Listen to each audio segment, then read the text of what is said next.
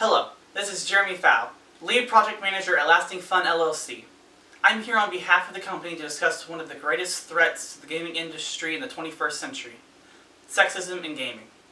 As reported by Dr. Y. Tang, Associate Professor at the University of Munster, sexism is on the rise in the gaming communities.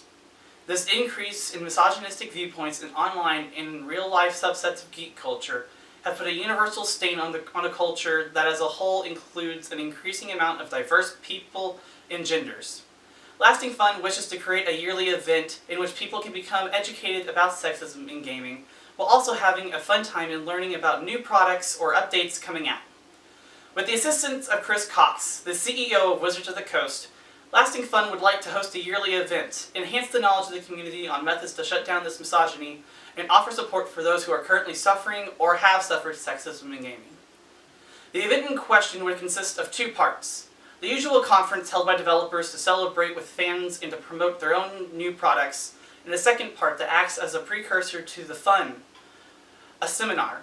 The hope of this event would be that people learn from the experience while preparing to have fun.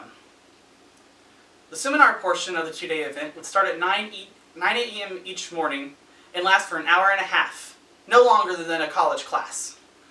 This, while not allowing for a very large amount of time, would provide a long enough portion to discuss and analyze sexism and the effects it can have not only on the community as a whole, but also on the individual level with real women who have experienced harassment and wish to talk about the event, hoping to explain the ramifications of such comments. One such person would be Asia Romano, a writer for Vox.com. In her article, she discusses the toxic masculinity that leads to the misogyny that appears so often in the community, including an example from one time she was the one being harmed. Hopefully, these seminars will show people that using this form of language and ideology is not the correct way to communicate with others while playing games. The seminar will also discuss methods of how to combat sexism. Some of the methods taught at the seminar to combat sexism can be used and altered for each individual situation.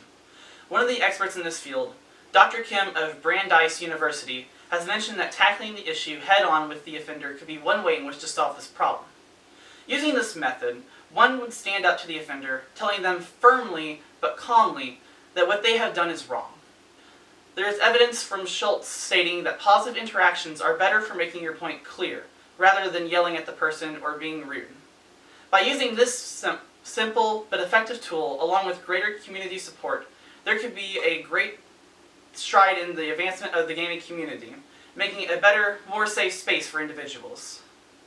One of the more unique methods of fighting sexism seems more apt to be used during debates, but is also useful for everyday life, by using accurate, modern evidence to help and defend the point that today is a more modern landscape than even 5 or 10 years ago. Some view the world through a lens that represents old values and gender roles. Research done by the U.S. Department of Labor shows an increase of the amount of women in the workforce has risen by an exponential amount. The most recent poll presented by Mitra Tusi and Teresa Marisi show 46.8% of the total workforce today is made of women.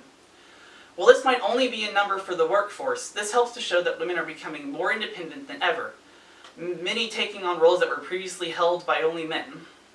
This increase can help to show that the roles of women are becoming more modern and independent compared to the old gender roles of subservient yesteryear.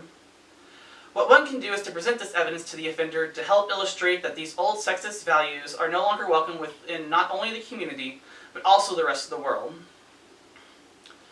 By using these methods, the hope is that the audience takes away that the everyday struggle women go through is not only harmful for the industry, but more importantly, the women forced to suffer these old dated beliefs. The goal of the conference is to make the community work together to form a better identity for the culture of gaming today. By banding together, the community can make a more singular unit to help provide a support system to help efficiently but politely take down these hypermasculine beliefs. In her paper, Dr. Y. Tang mentions that men sometimes are not even aware that certain viewpoints are outdated. This is why being polite is effective, as instead of an accidental sexist comment being met with rude responses, which might push the accidental offender further into toxic belief, the politeness allows for the person to be taught that while the word choice or content of the sentence is not okay, that does not mean that they will be hated forever. It is with this that help is needed, though. In order to make the effective changes that Lasting Fun wishes to achieve, Much help is needed to make the stream of gaming equality a reality. Wizards of the Coast holds a large share of the gaming market with not only Dungeons & Dragons, but also with games such as Magic the Gathering and Avalon Hill. With this wide array of games under their belt, Wizards has a large audience that has brand loyalty to the company. With this in mind, Lasting Fun would like to co-create the event, showcasing that not only do small companies care about the sexism in gaming, but so do the juggernauts of the industry. As CEO of Wizards of the Coast, you can inform the art teams that there need to be less suggestive images of women printed in the manuals and player books. Using less permissive languages such as females may. Policing events which represent your company to the community. Telling players that the charisma category is not a substitution for beauty or attraction.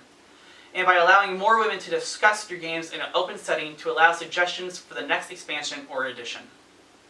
By doing all of these actions, a standard can be set that large companies do care about women in the landscape of gaming in a meaningful way, and not just in a way to get more male attention as a testosterone-induced fantasy device. With all the power as CEO, these changes can be implemented by you as the product must be signed off on. You care to look for the small details in games released by Wizards, so inform the team that this is the direction that the company is going toward, respecting the historical value of the genre and product, while also enabling women a greater chance to play the masterpiece created. Not only will this allow for more women to join the fans, but this also allows them to feel more welcome in a gaming setting.